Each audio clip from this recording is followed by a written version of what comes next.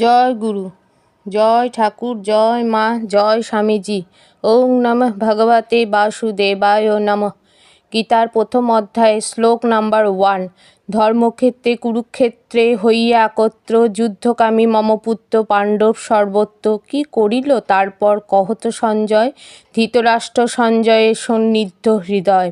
ধৃতরাষ্ট্র জিজ্ঞাসা করলেন, হে সঞ্জয়, ধর্মক্ষেত্রে যুদ্ধ করার মানুষে সমবেত হয়ে আমার পুত্র ও পাণ্ডুর পুত্ররা তারপর কি করল?